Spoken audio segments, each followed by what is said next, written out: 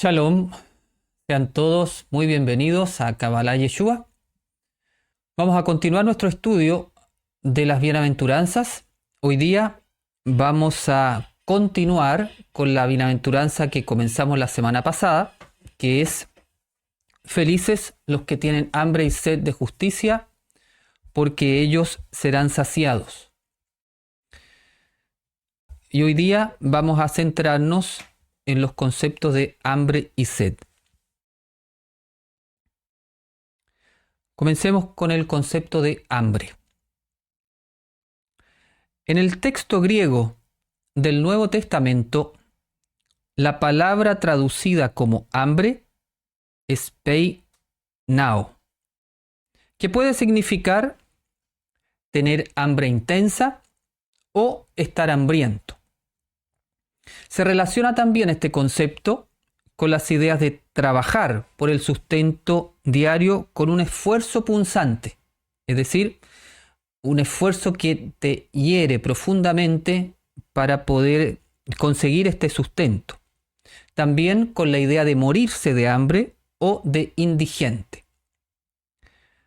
Habitualmente el texto es traducido del griego al español como los que tienen hambre o como los hambrientos. Ahora, en la traducción del griego al hebreo, la palabra utilizada es harebim, que tiene los mismos significados de los hambrientos o los que tienen hambre. Es decir, en este caso, la traducción de la palabra griega al hebreo, sus significados son los mismos. A veces hay cierta diferencia, pero en este caso son iguales. Entonces, los hambrientos es harebim. Rabim es el plural de la palabra raev, que significa hambriento, en el singular, la cual deriva de la palabra raav, que significa hambre. Entonces vamos a analizar el concepto de hambre. Veamos algunos significados del concepto hambre y de ahí vamos derivando algunas enseñanzas. ¿A qué se refiere el concepto hambre? ¿Qué diferencia tiene, por ejemplo, con el apetito? ¿Es lo mismo estar hambriento que tener apetito? ¿Cuál es el significado espiritual de hambre? La primera idea importante es que tener hambre y tener apetito están relacionadas, pero no son lo mismo. Una cosa es tener hambre y otra cosa es sentir apetito. No se deben confundir. Hambre se refiere al deseo y necesidad de comer, de alimentarse, de ingerir alimento sólido. Entonces vamos a entrar un poquito en esta definición. El hambre se define entonces como el deseo y necesidad de comer, de alimentarse y de ingerir alimento sólido. Quedémonos con esta idea que vamos a ver que es importante después para el análisis. Entonces, hay un deseo y una necesidad de comer algo sólido. Fisiológicamente hablando, el hambre se presenta cuando bajan los niveles de glucosa en la sangre, varias horas después de comer. El hambre es una necesidad real de comer que involucra la sobrevivencia. Aquí hay un concepto muy importante. El hambre es una necesidad real de comer. Involucra la sobrevivencia. Al no comer, la persona se debilita, se va quedando sin energía para vivir y necesita imperiosamente ingerir alimento para que el cuerpo genere, a partir del alimento, la energía vital que requiere. Primero, se siente apetito y se pasa mucho tiempo, se pasa al hambre. El apetito también es un deseo de comer, pero en este caso no es una necesidad vital, es un aviso anterior al hambre. Primero viene el apetito y si yo no como, va a pasar al hambre. Pero el apetito no tiene esta connotación de supervivencia. No hay un riesgo vital cuando uno siente apetito. Cuando se pasa al hambre, sí se corre un riesgo la vida y la persona puede morir si no ingiere alimento después de un tiempo. Habitualmente se habla que una persona puede estar más o menos 30 días, un poco más, pero pongamos 30 días sin comer. El hambre mueve a la persona a buscar intensamente el alimento por un instinto de supervivencia. La bienaventuranza de Yeshua habla de hambre, no habla de apetito. Son felices los que tienen hambre de justicia, no los que tienen apetito de ella. Entonces aquí ya nos abrimos a una idea muy profunda, ¿cierto? La bienaventuranza está haciendo relación de esta necesidad vital de justicia que va a hacer que la persona se mueva a buscarla. No solamente un deseo, un primer deseo que estaría simbolizado por el apetito. Dentro también de esta idea, de esta primera definición de hambre, dijimos que tiene que ver con comer algo sólido. ¿Cierto? Si uno se come un pan, se echa un pedazo de pan a la boca, ¿qué es lo que tiene que hacer? Tiene que masticarlo. Entonces aquí nos abrimos a una segunda idea. El comer físicamente hablando implica masticar y deglutir un alimento sólido. Entremos aquí en el concepto cabalístico de masticar. Masticar se relaciona con los dientes. Triturar la comida con los dientes. Y los dientes se relacionan con una letra hebrea, la letra Shin, la cual es una de las 3 letras madres y se asocia con el elemento fuego. Entonces aquí ya vemos una relación, por lo tanto el hambre, que es la necesidad de comer, se relaciona con la energía de la letra Shin, porque necesita masticar el alimento sólido para poder deglutirlo. Establecemos aquí entonces una relación primera en esta idea de tener hambre, comer algo sólido, con la idea de Shin y con la idea de fuego. En una segunda definición de hambre, hambre es tener un deseo ardiente de algo. Aquí, aplicado al ámbito espiritual, el concepto hambre significa tener un deseo ardiente por algo, un impulso instintivo que lleva a satisfacer el deseo o la necesidad. Un deseo ardiente. También lo podemos relacionar con la idea anterior. Ardiente tiene que ver con el fuego. Entonces, hablamos también de hambre cuando la persona tiene un deseo ardiente por algo en su interior. Tan fuerte este deseo, que es como un hambre física pero espiritual, tan fuerte que lo lleva a satisfacer el deseo o la necesidad. En el caso de la bienaventuranza, Yeshua enseña que feliz es la persona que tiene un deseo ardiente por la justicia, por la tzedaká. Deseo ardiente que lo lleva a hacer todo lo que puede, todo lo que está en su mano para satisfacer esa necesidad que arde en su corazón como un fuego interior. Aquí nos estamos acercando al sentido profundo de esta bienaventuranza. Uno se puede preguntar entonces cómo está su deseo ardiente en su corazón por la justicia, por la tzedaká, la justicia como tzedaká, como la vimos en la clase pasada. ¿Cómo es el deseo que tengo en mi interior? ¿Es un deseo ardiente a tal nivel que me mueve a hacer todo lo que yo puedo, a buscarla con toda la pasión que pueda tener, buscar esa tzedaká? Recordemos la tzedaká como este anhelo de ser un tzadik, un justo, de vivir de acuerdo a la instrucción divina? Felices son los que sienten una necesidad vital de ser justos y de vivir de acuerdo a la instrucción divina, haciendo tzedaká. Los que han visto el video, vean el video de la clase pasada para poder relacionar bien esta idea. Los discípulos de Yeshua se caracterizan porque tienen hambre de Él, de su enseñanza, de su justicia. Por eso buscan constantemente ese pan para alimentarse diariamente de Él.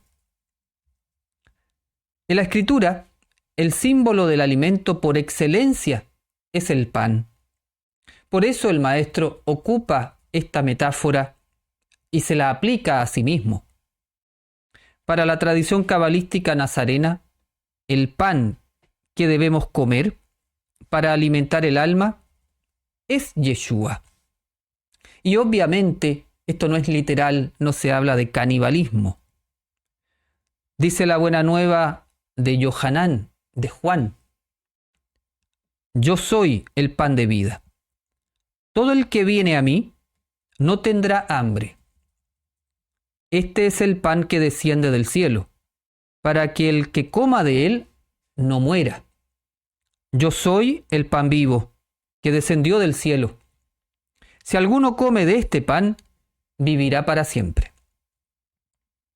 Este texto nazareno es un código que significa que vivir o encarnar la enseñanza de Yeshua en nuestra vida cotidiana es el alimento que tenemos que comer para saciar eternamente el hambre del alma. Yeshua es entonces, por excelencia, nuestro alimento. ¿Tenemos ese deseo ardiente de comer este alimento?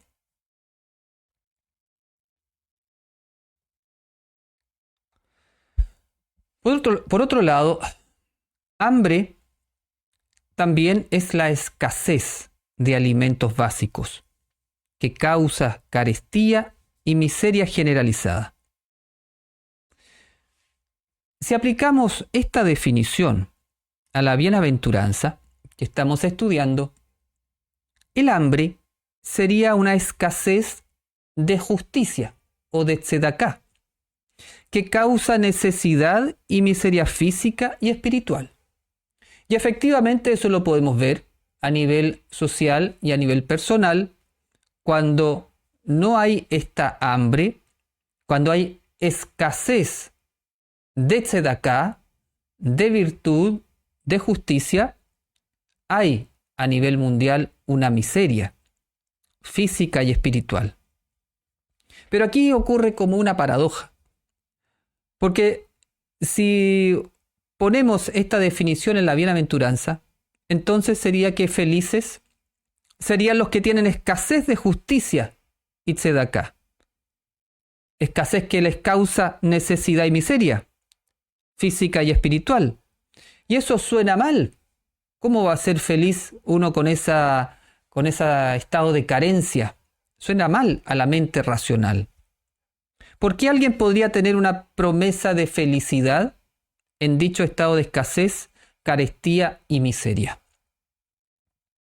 La respuesta es, desde la Cábala, porque ese estado de escasez de justicia, lo que va a hacer en la persona es que lo va a impulsar a buscar la tzedaká, que saciará su hambre espiritual y le traerá la plenitud espiritual y física que tanto necesita.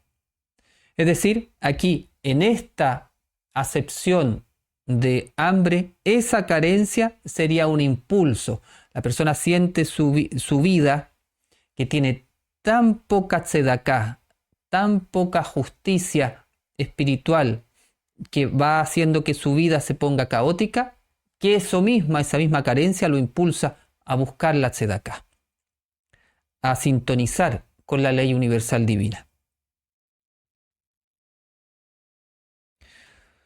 Uniendo las tres definiciones de hambre vistas hasta ahora, tenemos al menos dos posibilidades de interpretación, dependiendo de diferentes niveles de conciencia. Por una parte, en un nivel de conciencia elevado, de los que tienen un nivel de conciencia elevado y han despertado espiritualmente, se puede decir, felices los que tienen una necesidad vital de justicia, los que sienten que si no practican la justicia, van a morir espiritualmente. Felices los que han descubierto que su alma se alimenta de la justicia y que si no la practican, el alma quedará como muerta por inanición. Ese sería un nivel de conciencia elevado, que tengamos tanta conciencia de lo que significa la tzedaká para nuestra alma, nuestro desarrollo de la virtud, que tengamos tal nivel de conciencia que lo sintamos como una necesidad vital, que se nos va la vida si es que no saciamos esta hambre de tzedaká. Cuando no está el nivel de conciencia elevado, entonces uno no lo siente como necesidad vital y podría estar en este estado como de apetito, como que sí tengo ganas de comer, pero no tantas ganas. El nivel de conciencia bajo, de los que aún están dormidos, dominados por el falso yo, o no despiertos del todo, se puede decir, felices los que tienen escasez de justicia, que causa necesidad y miseria física y espiritual, porque ese estado generará un deseo ardiente que los impulsará a buscar practicar la tzedaká, lo cual les traerá la plenitud espiritual y física que su alma anhela. Entonces uno puede ver en este análisis dónde está uno más cerca. ¿Estoy más cerca de aquel que siente esa necesidad vital por la tzedaká? ¿O todavía estoy más bien en un estado de carencia de tzedaká? No estoy practicando tanto la justicia, la tzedaká, la búsqueda de la virtud, el desarrollo espiritual, el crecimiento interior. Pero si voy por ese lado, soy feliz también porque ese estado, tarde o temprano, me impulsará a buscar la tzedaká.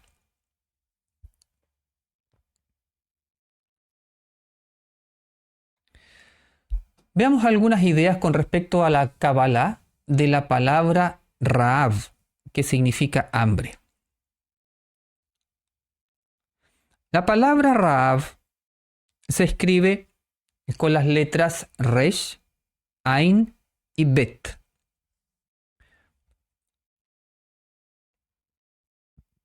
La letra Resh simboliza la cabeza y por extensión la cabeza simboliza la mente y también los pensamientos. La letra Ain simboliza los ojos y también por gematría simboliza o representa el secreto. La letra Bet simboliza una casa y por extensión simboliza el templo. Y podemos decir que ese templo hace referencia al templo interior, nuestro santuario interior. Uniendo entonces las ideas de pensamiento, ojos, secretos y templo, ya nos da una decodificación, ¿cierto? Probablemente ya la descubrieron. Decodificamos que Ra'av, hambre, es un código que significa llevar los pensamientos, la Resh, al templo, Bet, para ver el secreto, Ain. Llevar los pensamientos al templo para ver el secreto. Eso es tener hambre. Tener el hambre de la justicia, tiene que ver con el hambre de llevar los pensamientos al templo para ver el secreto. ¿Cuándo ocurre esto?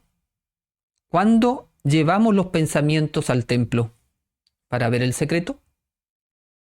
Esto ocurre especialmente cuando estudiamos y meditamos.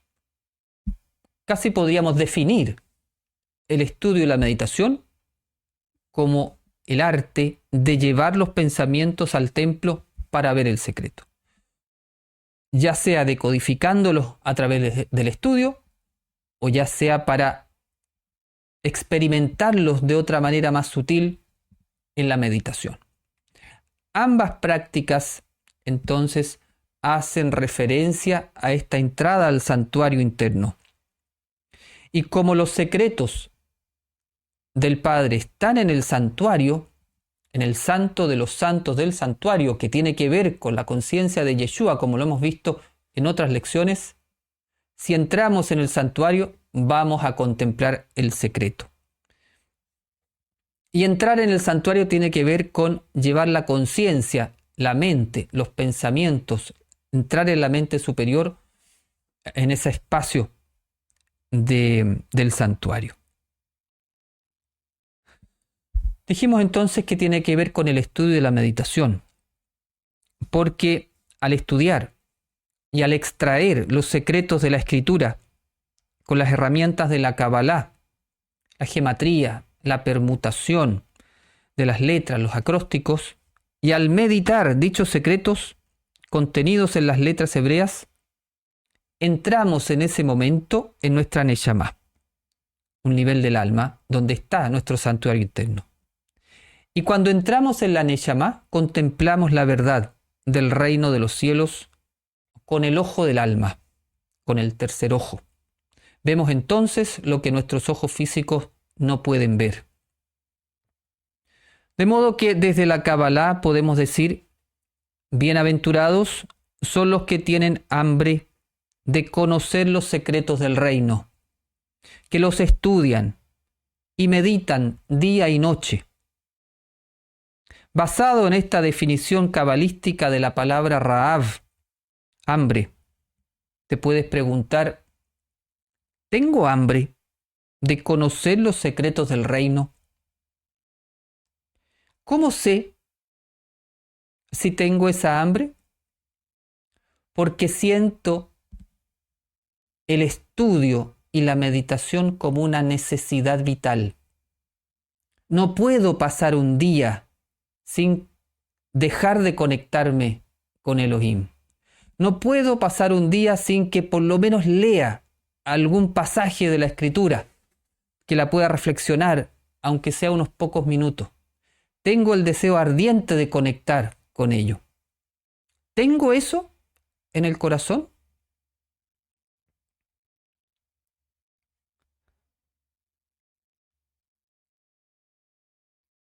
Secretos del reino,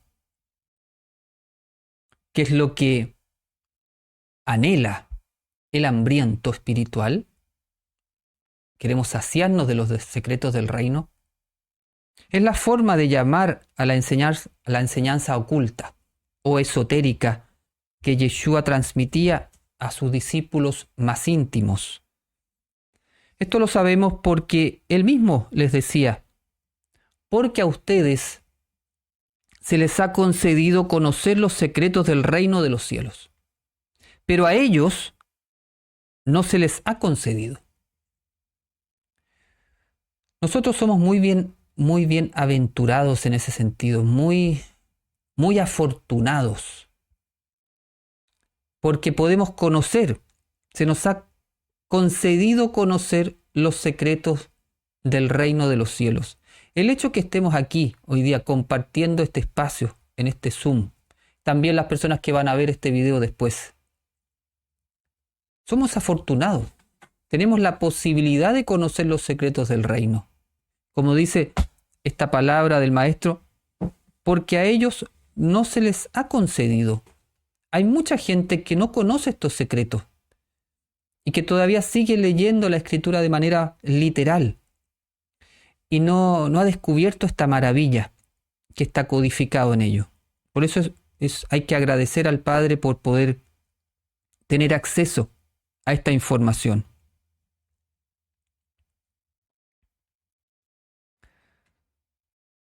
En otra idea relacionada con la palabra Rahav, si hacemos permutación, que se llama tziruf, permutación es cambiar la posición de las letras. Si hacemos permutación de la palabra Rahav, nos da la palabra Avar. Son las mismas letras puestas en un orden diferente. Avar, que significa él pasó, o también significa pasa, como un imperativo, como dando una orden. Del verbo la'avor, que significa pasar. Este verbo está asociado también con las ideas de caminar, recorrer, atravesar, es decir, de ir de un lugar a otro. Pasar, de ir de un lugar a otro. La misma raíz de la palabra avar es la raíz de la palabra ivrí. Ivrí significa hebreo. De modo que está directamente relacionado el concepto hebreo con la idea de pasar. Cabalísticamente hablando, avar es un código que se refiere al paso de la oscuridad a la luz. El paso de una vida desconectada de Elohim a una vida unida a Él. El paso de una conciencia conectada con la inclinación al mal a una conciencia conectada a la inclinación al bien. Por lo tanto, ser un hebreo no es una cosa de raza o religión, sino que es un estado de conciencia. Ser hebreo significa recorrer el camino que nos permite pasar de un estado de conciencia dormido, guiado por el ego, a un estado de conciencia despierto, guiado por la Neshama. Vemos aquí entonces la relación de pasar con ser un hebreo espiritualmente hablando. Si nosotros estamos viviendo nuestra vida en esa energía, estamos pasando constantemente a la otra orilla, a la orilla del Yetzer Atov, de la inclinación al bien. Estamos pasando permanentemente hacia la orilla de la Neshama. Estamos viviendo en el estado de conciencia que se llama hebreo. Y, por otro lado, dado que comparten raíz la palabra ivrí y la palabra Rahav, hebreo y hambre, ambos conceptos están estrechamente relacionados. En el sentido que un hebreo es la persona que tiene hambre de pasar de la oscuridad a la luz. Un hebreo no se puede quedar en la orilla de la oscuridad. Cuando se da cuenta que está en la orilla de la oscuridad, haciendo un autoengaño, por ejemplo, o que se está alejando del Creador, tiene una necesidad vital, un hambre interior de pasar a la luz. Eso es ser hebreo. Una persona que no tiene la conciencia espiritual hebrea, cuando está en la orilla del Yetzer Hará, de la inclinación al mal, puede decir, bueno, ¿qué tanto? Si todo el mundo lo hace, todo el mundo roba, todo el mundo es infiel, todo el mundo hace esto, hay tanta corrupción, ¿qué tanto uno más? Eso no es ser hebreo. Eso es ser de los pueblos paganos, de no estar conectados con la luz espiritual del Creador. Nosotros pertenecemos al linaje hebreo, y no me refiero a la sangre. Puede que muchos de ustedes sí sean de la sangre, pero espiritualmente hablando, estamos llamados a tener un hambre de pasar a la orilla de la luz. ¿Cómo estamos viviendo nuestro linaje hebreo? ¿Tenemos esa hambre de pasar hacia la luz?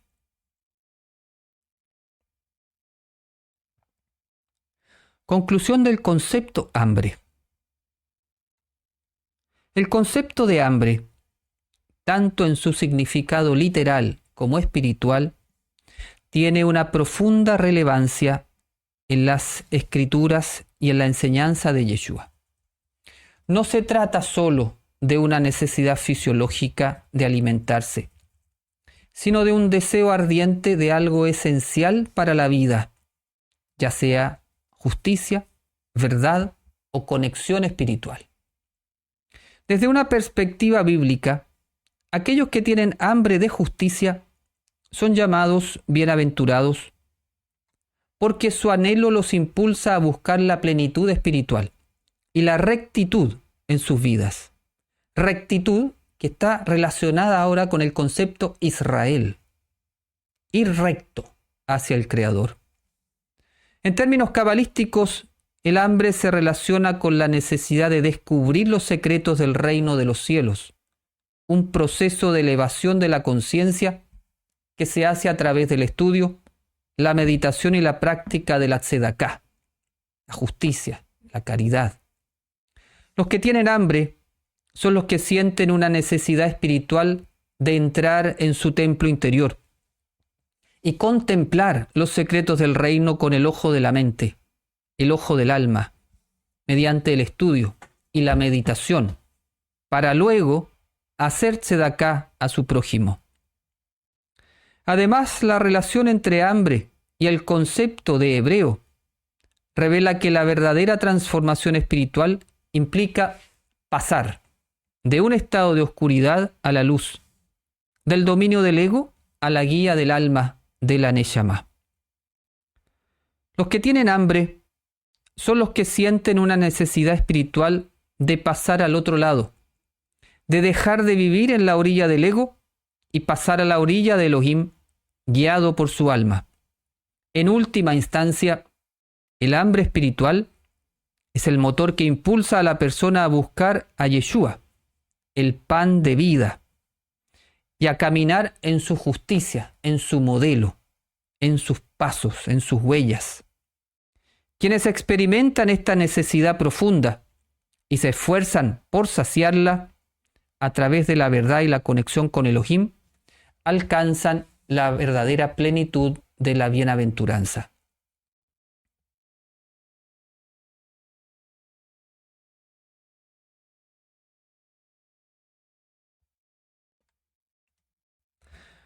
Veamos el concepto de sed. La bienaventuranza hace referencia también a los que tienen sed de tzedaká,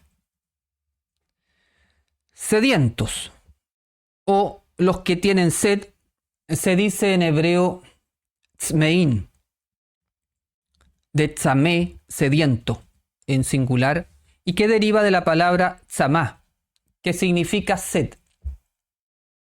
Veamos qué significa tener sed. Físicamente hablando, la sed es la necesidad de beber agua cuando bajan sus niveles para mantener la humedad necesaria del cuerpo. Eso es a nivel fisiológico. El agua es vital para mantener la vida.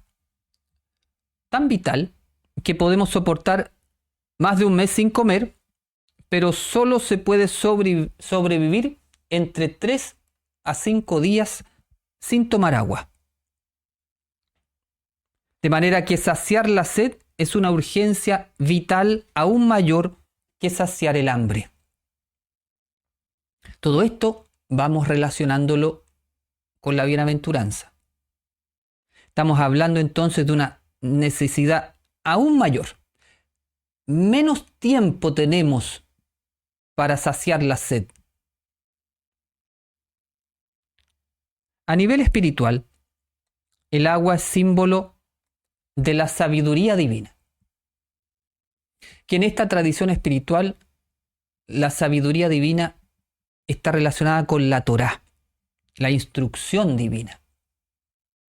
Cabalísticamente hablando, tener sed simboliza la necesidad vital de conocer la sabiduría de Elohim. Necesitamos beber diariamente de la sabiduría divina para mantener la fuerza vital de nuestra alma. De lo contrario, se puede morir de sed. Si llevamos esto al principio como es abajo, es arriba, como es arriba, es abajo, uno podría decir que máximo podríamos estar 5 días sin la sabiduría divina antes que muera nuestra alma. Morir de sed se refiere al estado espiritual de desconexión de la sabiduría divina. Desconexión. Muerte espiritual es la desconexión de la sabiduría divina, en el cual en ese estado la persona vive guiada por los pensamientos del ego y por el Yetzer Hará, la inclinación al mal. Es decir, en ese estado la persona acepta la influencia del Satán en su vida. Tenemos entonces una necesidad imperiosa de abastecernos del agua espiritual. Y como veíamos en el ejemplo, es más urgente saciar la sed. Hay menos tiempo antes de que entre este estado de muerte. Muchas veces, en conversaciones,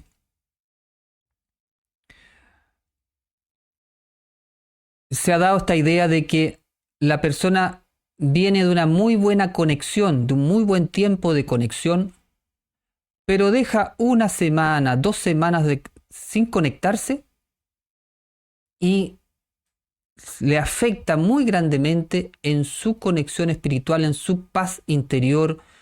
Y uno dice, pero ¿por qué si estaba tan bien? Pero dejé un par de semanas de meditar, de conectarme, y como que me volvió el caos.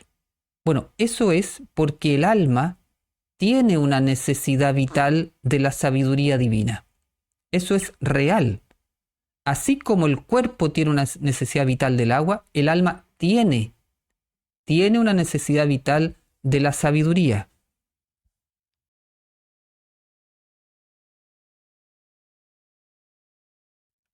¿Dónde encontramos esa agua? Básicamente en 3 fuentes. La primera, el alma. El primer lugar donde encontraremos el agua es en el alma, porque la sabiduría está en el corazón del ser humano. Así lo enseña el profeta Jeremías. Dice este maestro cabalista hebreo: este es el pacto que haré con la casa de Israel después de aquellos días, dice Jehová. Daré mi ley en su mente y la escribiré en su corazón. Y yo seré a ellos por Elohim y ellos me serán por pueblo. Está clarísimo. La sabiduría divina, la Torá, la instrucción divina está grabada en el corazón del ser humano. ¿Cómo accedemos a esa sabiduría que está en el corazón? A través del contacto con nuestra Neshama. Mediante 4 ejercicios fundamentales: el autoconocimiento, la reflexión personal, la meditación y la acción alerta y consciente en el presente.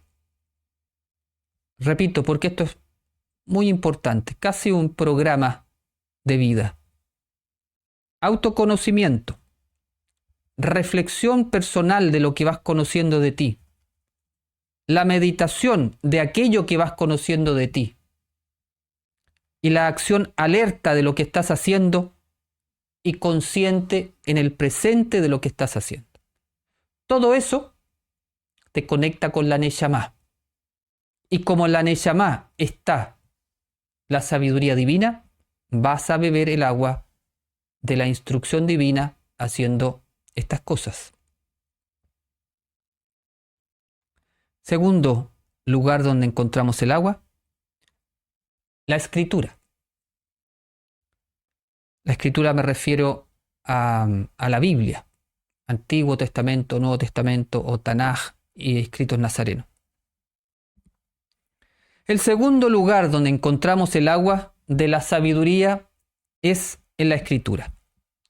Accedemos a ella a través del estudio, de la reflexión de lo estudiado, de la meditación de lo reflexionado y de la vivencia de lo meditado.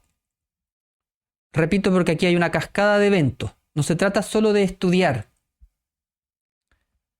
Accedemos al agua de la sabiduría a través del estudio. Primero, estudiamos. Después, reflexionamos lo estudiado. Después, meditamos lo reflexionado. Y después, vivimos lo meditado. Son distintos pasos que van desde el estudio hasta la acción. Tercera fuente. El tercer lugar donde encontramos la sabiduría tiene que ver más específicamente con el camino nazareno. Esto porque el agua principal de los discípulos nazarenos son los secretos cabalísticos del reino entregados por Yeshua. Queda muy clara esta idea en el pasaje de la Buena Nueva de Yohanan, Juan, en la cual Yeshua dice: el que beba del agua que yo le daré, no tendrá sed jamás, sino que el agua que yo le daré será en él una fuente de agua que brotará para vida eterna. Está clarísimo también esta idea.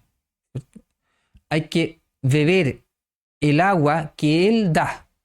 ¿Cuál es el agua que Él da? La sabiduría. ¿Cuál es la sabiduría? El secreto, lo que vimos en el punto anterior, el secreto escondido en la enseñanza.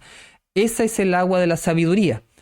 Y aquí la promesa es tan bonita, porque si uno bebe de esta agua, uno mismo se transforma en una fuente. ¿Por qué? Porque en el corazón de la persona está esa fuente.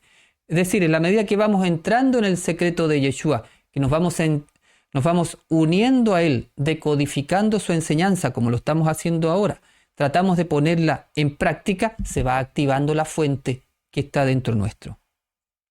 De modo que los practicantes de Kabbalah Nazarena estamos permanentemente estudiando, reflexionando, meditando y aplicando a nuestra vida las enseñanzas del Maestro Yeshua.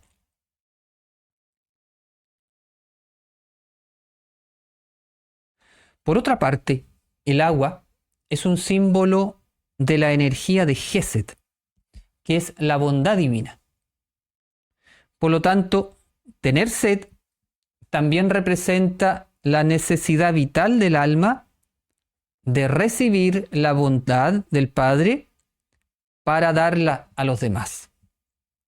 Tengo tanta necesidad de recibir la luz para poder darla a los otros como actos de bondad, de Gesed.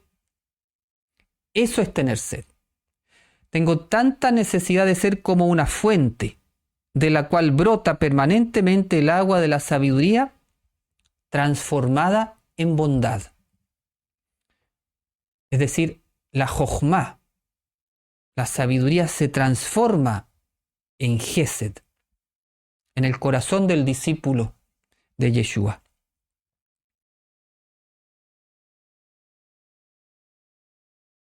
Veamos algunas ideas de la Kabbalah de la palabra tzamá, sed. Profundizando en las letras de la palabra tzamá, vemos lo siguiente.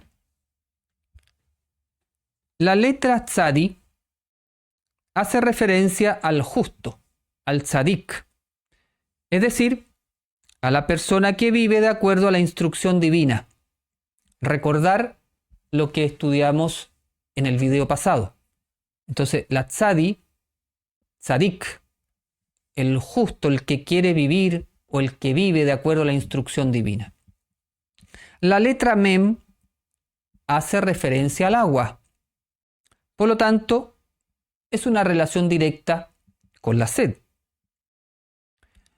Y la letra alef hace referencia a Elohim, a la conciencia divina, sobre todo a la conciencia de la misericordia, al estado puro. De modo que tzamá, la sed, es un código que nos habla que el sediento es el justo, tzadi, que entra en las aguas, mem, de Elohim, alef. Ese es el que tiene sed, el justo que entra en las aguas de Elohim. Es decir, sed simboliza el tener la necesidad vital de sumergirse en la sabiduría divina. El sediento es el que tiene la necesidad vital de sumergirse en la sabiduría divina. Y si es abajo como es arriba, al menos cada 3 días nos sumergimos en las aguas de esta sabiduría.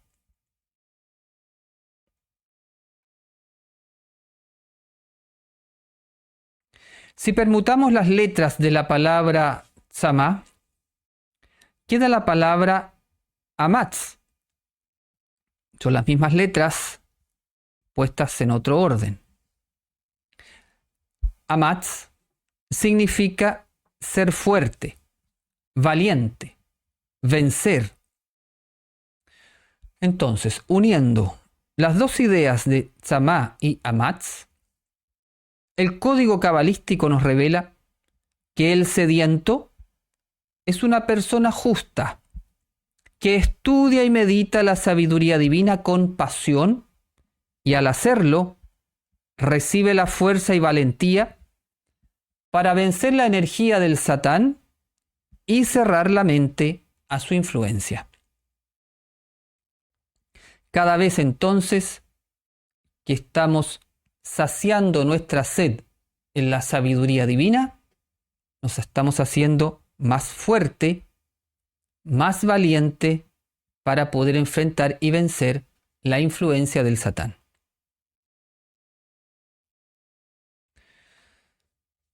En conclusión del concepto de sed, la sed en su significado físico y espiritual representa una necesidad vital de abastecerse de lo esencial para la vida, el agua en el plano material y la sabiduría divina en el plano espiritual.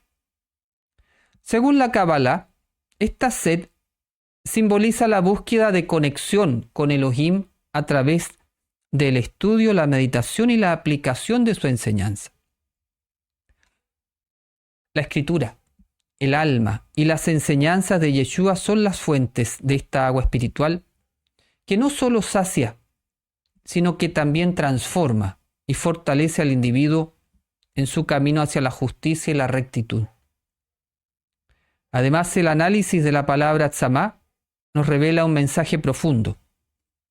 El justo que busca la sabiduría divina adquiere la fortaleza y el coraje para vencer la influencia negativa y vivir conforme a la bondad y la verdad. ¿Cómo me puedo proteger?, preguntan muchas veces, de la influencia negativa. Aquí hay una respuesta. Sumérgete en las aguas de Elohim. Eso da fuerza para vencer al Satán o a la influencia negativa. Hemos visto hasta aquí que el concepto hambre se relaciona con el fuego. ¿Se acuerdan? Debido a que para comer se requiere masticar, para masticar se utilizan los dientes se relacionan con la shin y la Shin simboliza el fuego. Por su parte, el concepto de sed se relaciona directamente con el agua, pues saciamos la sed bebiéndola. Y el agua es simbolizada por la letra Mem, que es una letra madre, al igual que la Shin. Tenemos entonces que hambre y sed se relacionan con el fuego y el agua y con las letras Shin y Mem. Las letras Shin y Mem forman la palabra Shem, que significa nombre en hebreo. Tradicionalmente en Cábala, la palabra Shem se relaciona con Hashem, el nombre, haciendo referencia al nombre inefable del Padre Yud-He-Vav-He. Por lo tanto, tener hambre y sed es un código que significa estar conectado con el nombre divino. Vemos que esta bienaventuranza nos revela una relación directa entre el gran nombre y la tzedaká, en el sentido de que mientras más sintonizados estamos con Yud-He-Vav-He, con mayor fuerza espiritual buscaremos ser justos y vivir la tzedaká. Podemos decir que el gran nombre es el secreto de la tzedaká. El estudio y la meditación permanente del nombre santo del Padre nos ayuda a saciar el hambre y la sed de tzedaká que tiene nuestra alma. Conclusión final. Del mismo modo que si no comemos y no bebemos, el cuerpo físico muere, así ocurre con el alma, si no la nutrimos con la sabiduría y con la luz del Creador.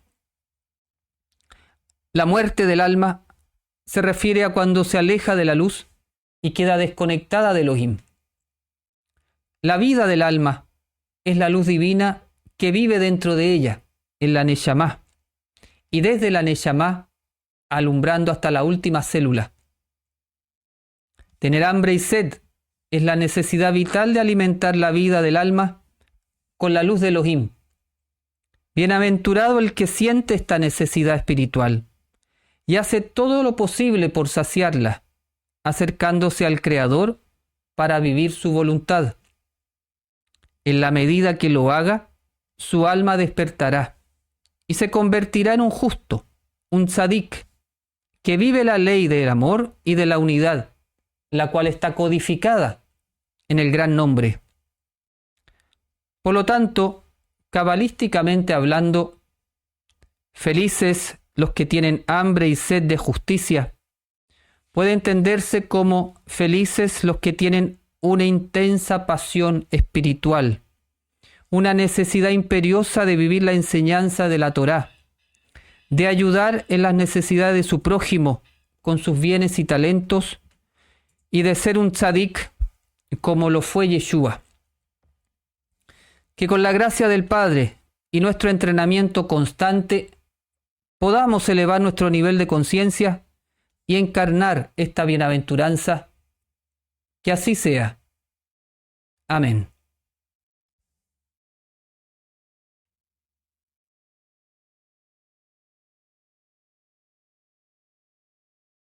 A propósito de la sed, ¿por qué en los rituales católicos dicen bebed todos de él, porque esta es mi sangre que será derramada por todos vosotros para el perdón de los pecados? ¿A qué se refiere al comparar el vino con la sangre? Ese es otro código que tiene que ver también con el secreto. La relación la da la gematría. La palabra yain, vino, tiene el mismo valor gemátrico que la palabra sod, secreto. Beber la sangre de Yeshua es beber su secreto.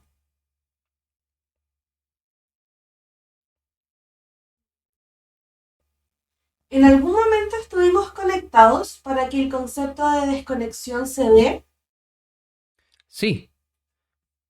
en un momento estuvimos conectados, claramente. En el jardín de las delicias, cuando el ser humano fue creado, había un estado de conexión. Antes de lo que se llama la desobediencia del jardín del Edén, hubo un estado de conexión donde el ser humano tenía acceso al conocimiento y a la conexión directa de Elohim. Después de eso hubo una desconexión. Y lo que estamos tratando de hacer con nuestro crecimiento espiritual, cuando decimos elevamos la conciencia, lo que estamos buscando y realizando es restaurando nuestra conexión con el Creador, que en términos humanos se refiere a la reconexión con nuestra Neshama. Conectar con nuestro templo interior, donde está el Padre ahí, en nuestra Neshama. Eso es lo que estamos haciendo y efectivamente hubo un momento de conexión, por eso hablamos de reconexión o desconexión también. ¿Qué pasa con las personas que practican la neria, el no comer? Maestro, ¿por qué en el Nuevo Testamento al Padre Celestial no se le nombra como Jehová? Bueno, últimamente hay algunas investigaciones del doctor Nehemia Gordon donde se ha encontrado textos antiguos del Evangelio de Lucas, por ejemplo, donde se aparece como Jehová. Entonces, en parte, esto lo estudiamos en el curso de introducción a la Kabbalah, en parte estamos todavía viviendo la repercusión de esas prohibiciones griegas y romanas antiguas y después de la prohibición rabínica para poder salvar vidas en ese tiempo. Y eso se mantuvo como una tradición. Y como los nazarenos del primer siglo eran considerados judíos, las prohibiciones de nombrar el nombre sagrado que hicieron los romanos también afectaron a ellos. Por eso se tenían que cuidar también ellos de no decir ni escribir ni pronunciar públicamente el nombre Jehová, porque si no también podían morir. Entonces por eso mismo se fue cambiando el nombre por títulos como Señor, Kyrios o Adonai.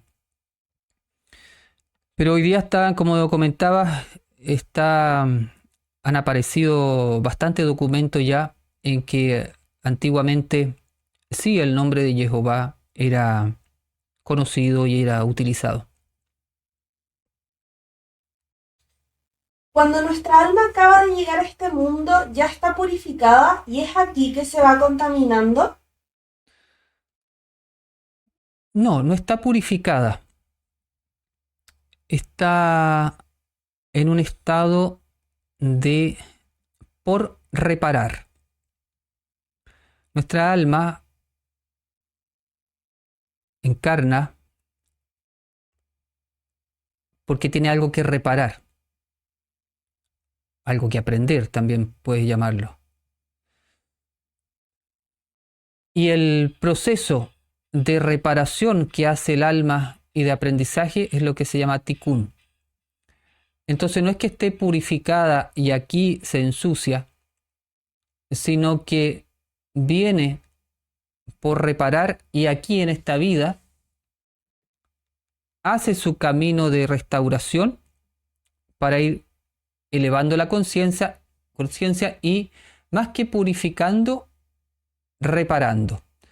Puedes llamarle purificar en el sentido de ir sacando densidad de la mente para que, estando ya los pensamientos con una elevada vibración, se pueda hacer la reparación que el alma necesita. Maestro, ¿cómo hacemos para no perder la desconexión con la constancia de leer la palabra? A veces la vida nos va confundiendo y alejando. Yo pienso que lo más práctico es hacerse un horario. Si uno no se hace un horario y dice, voy a leer la palabra, voy a meditar cuando tenga tiempo, no le va a ir bien con esa estrategia. Porque lo más probable es que no se dé tiempo durante el día para ello. Pero si tú te haces un horario y dices, entre esta hora y esta hora yo voy a estudiar, aunque sean 10 minutos, voy a leer, aunque sean 15 minutos, voy a meditar, aunque sean 10 minutos que encienda mi vela y respire algunas veces, pero que está inserto en tu vida, esa estrategia tiene muchas más posibilidades de ganar. Porque le diste un espacio, le creaste una vasija en tu vida, en tu horario, que el horario tiene que ver con el mundo físico. La idea tiene que ver todavía con el mundo espiritual, pero cuando lo pasas a un horario, tiene que ver con el mundo físico, ya le diste energía de bajada. Va a ser más fácil. Probablemente, también el horario muchas veces quede escrito nomás. Y uno pase el horario que está escrito, pasa por encima. Ya, también puede ser. Pero es más fácil. Lo vuelves a hacer, lo vuelves a retomar tu horario y empieza así. Haz eso y vas a ver que te va a ayudar. Reflexionar mucho en esta idea de qué es realmente lo importante en la vida. ¿Qué es realmente lo importante? Hay muchas cosas que le dedicamos tiempo que no son tan importantes o que no son lo más importante. ¿Qué es lo más importante en nosotros? ¿El cuerpo o el alma? Bueno, depende del nivel de conciencia de la persona, va a ser la respuesta. Hay mucha gente que lo más importante para ellos es el cuerpo. Entonces le dedican mucho tiempo a cosas del cuerpo o a entretenciones del cuerpo, pero no al mismo tiempo a alimentar o a saciar el hambre de su alma. Entonces va a depender de qué es lo que es para ti realmente importante. Si no encuentras tiempo para meditar o estudiar, al menos una vez a la semana, parte por preguntarte ¿por qué? ¿No será que todavía no tengo conciencia de lo importante que es ese espacio para mí? Cuando se produce la conciencia de esta bienaventuranza, es donde aparece el hambre y la sed. El que tiene hambre y el que tiene sed no piensa, ¿comeré o no comeré? El que se está muriendo de sed en el desierto y tiene un vaso de agua al frente, no va a pensar, ¿me lo voy a tomar o no me lo voy a tomar? No hace eso. ¿Por qué no? Porque tiene conciencia de que si no toma esa agua, ¿qué le va a pasar? Se va a morir. Hay que pedirle al Padre tener esta conciencia de esta bienaventuranza. Que si no como y no bebo de Él, de su sabiduría, me voy a morir espiritualmente. Pero uno no tiene esa conciencia. Entonces dice, bueno, mañana medito. Mañana estudio. Si tengo tiempo, lo hago. Si tuviéramos real conciencia de lo que significa estudiar la palabra, meditar lo que hemos estudiado, a las 4 de la mañana, a las 5 de la mañana nos levantaríamos Pero no pasaríamos un día sin eso. Porque tendríamos la real conciencia. Es que no tengo tiempo. Es como si al hambriento y al que está muriendo de sed te dijera, es que no tengo tiempo de tomar agua. Me estoy muriendo de hambre, pero no tengo tiempo para comer. ¿Cierto que suena ridículo? Bueno, esa misma hambre y sed es la que habla esta bienaventuranza. Cuando tengamos hambre y sed de tzedaká, de justicia, todo lo demás va a ser una añadidura. Vamos a buscar la tzedaká como lo más importante. Vamos a buscar la conexión con el Padre como lo más importante y todo lo que necesitamos va a venir por añadidura, que es que vamos a ser saciados en plenitud. Hay que pedirle al Padre poder avanzar a ese nivel de conciencia y hacer cosas para avanzar en ese nivel de conciencia. ¿El anhelo del reino de amor y justicia tiene relación con la sed de luz? Sí, directa relación. A mayor sed y hambre de la luz, más vas a traer el reino. Imagínate, una persona que tiene real hambre y sed de tzedaká, pero real hambre, tanta hambre que no pasa un día sin conectarse, esa persona que está conectada todo el día, es una fuente de luz donde está. Está iluminando a todas las personas que se encuentran con él en ese día, aunque no se dé cuenta la persona. Pero su estado de conexión, porque ya se sació de su hambre y de su sed antes de salir de su casa, esa persona está conectada, está iluminando todo lo que toca, todo lo que sus manos tocan, todo lo que sus ojos miran, todo lo que su aura rosa está siendo iluminada en ese momento. ¿Por qué los cabalistas judíos ortodoxos no creen en el Nuevo Testamento si tiene tantos secretos profundos? ¿Qué se los impide? Bueno, esa misma pregunta me la hago yo. Comparto tu inquietud. Pienso que toda esa división que hubo a nivel religioso en los primeros siglos, después de la Edad Media, la persecución que hubo también contra los judíos por parte de la Iglesia, todo eso ha creado heridas, fisuras grandes. Entonces, para algunas personas, algunos cabalistas, todo lo que tenga que ver con Yeshua suena como una traición un poco del pueblo judío. Pero hay algunos cabalistas que sí se han estado abriendo y que ya están considerando a Yeshua no como el Mesías, pero como un cabalista, un gran cabalista y parte importante del grupo de maestros y profetas del pueblo de Israel. Cuando sientes que tienes personas y familiares que te alejan de este camino y te contagian con cosas negativas, ¿sería bueno tomar distancia o eso sería huir y no querer afrontar los conflictos internos? Nadie te puede alejar del camino. Nadie.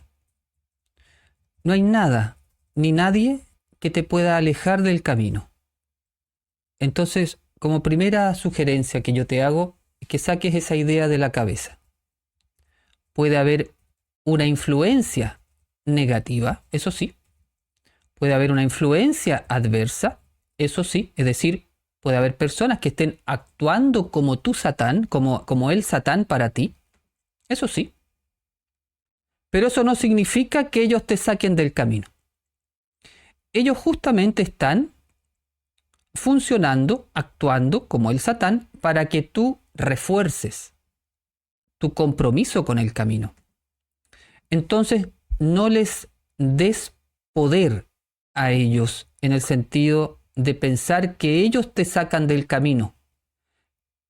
Es uno mismo el único que se puede sacar del camino, porque el camino tiene que ver con tu conciencia y la conciencia divina. Esa es una unión entre tu conciencia y la conciencia divina. No hay nada más. Nadie se puede meter ahí. Pueden influenciar, pero la decisión final solamente es tuya. Nadie puede meterse en tu conciencia y cortar esa conexión. Eso no existe.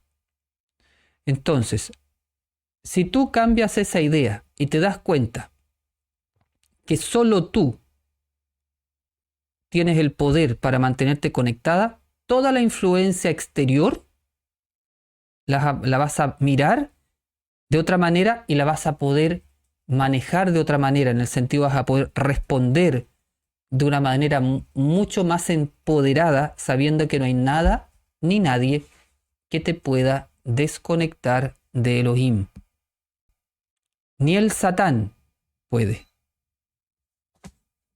El Satán tiene el permiso para tentar, para influenciar, mas no para desconectar.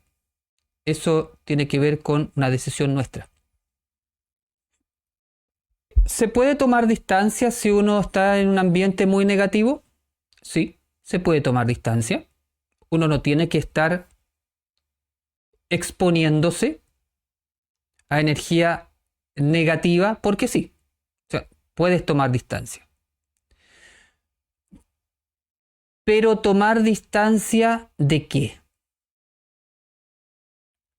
Tomar distancia de la influencia negativa de las personas. No tomar distancia de ti. Tú puedes alejarte de personas negativas porque no se te pide que estés como punching ball recibiendo los golpes de otras personas. Lo que uno no tiene que huir es de sí mismo. Si una persona negativa, su influencia me hace ver, por ejemplo, un defecto mío, no tengo que huir de mí, no tengo que huir de ese defecto en el sentido de no hacerme responsable de ese defecto y echarle la culpa a otras personas. Eso es incorrecto. Entonces, si hay una influencia negativa, tú te puedes alejar para no seguir recibiendo esa energía densa, pero te haces cargo de lo que esa influencia negativa te hizo ver en ti. Te haces cargo y haces tu tikkun. Reparas tu alma. Porque por algo está esa gente, esa influencia negativa, haciéndote ese daño, para que tú aprendas algo.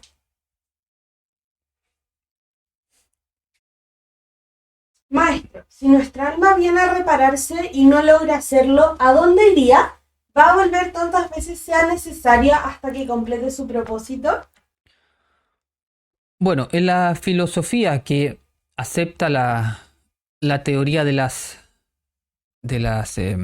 retornos o reencarnaciones, le dicen otras tradiciones más metafísicas, sí, ocurriría eso. Si el alma viene a reparar y no hace su reparación,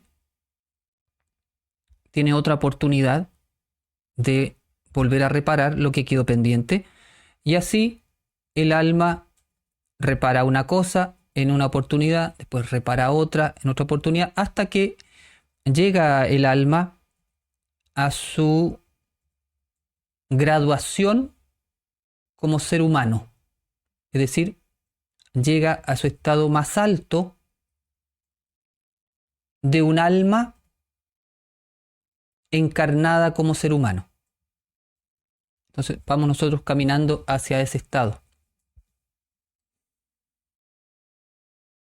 Aprovecho de agradecer a todas las personas que nos ayudan a nuestro canal con sus donaciones, que permiten que este proyecto siga vigente. Así que muchas gracias a todos por su ayuda, y los que quieran sumarse, siempre muy bienvenidos.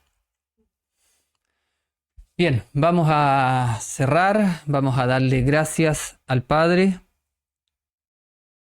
por este encuentro, por su sabiduría, por su conocimiento,